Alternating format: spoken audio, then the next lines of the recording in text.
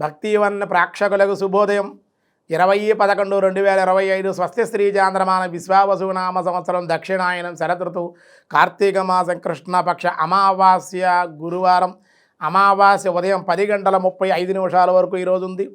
విశాఖ నక్షత్రం ఉదయం 10:24 వరకు, వర్జం మధ్యాహ్నం 2:50 నుండి 4:36 వరకు వర్జాలు, దుర్ముహూర్తాల ఉదయం 9:54 నుండి 10:38 వరకు, మధ్యాహ్నం 2:21 నుండి 3:06 వరకు కూడా దుర్ముహూర్తాలు.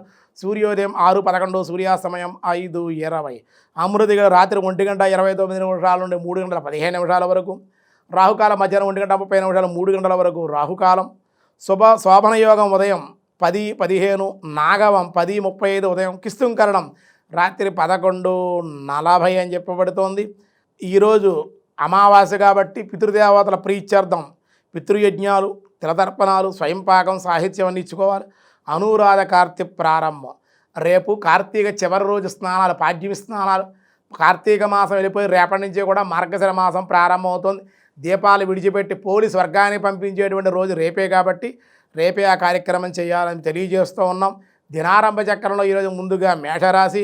వివాహ ప్రయత్న ప్రతికూలతలు, ఇబ్బందికరమైన వాతావరణం ఉండే అవకాశం. వృషభ రాశి వారికి రుణ ప్రయత్నాలు విఫలమవుతాయి, మానసిక శాంతి. మిథున రాశి వారికి అయితే నూతనమైన వృత్తి, ఉద్యోగ, వ్యాపార ప్రారంభాలు కలిసి వచ్చే అవకాశం, జాయింట్ వ్యాపారం పనిచేయడం. కర్కాటక రాశి వారి కార్యానుకూలతలు, పెద్దల సహాయ సహకారాలు ఫలించే అవకాశం.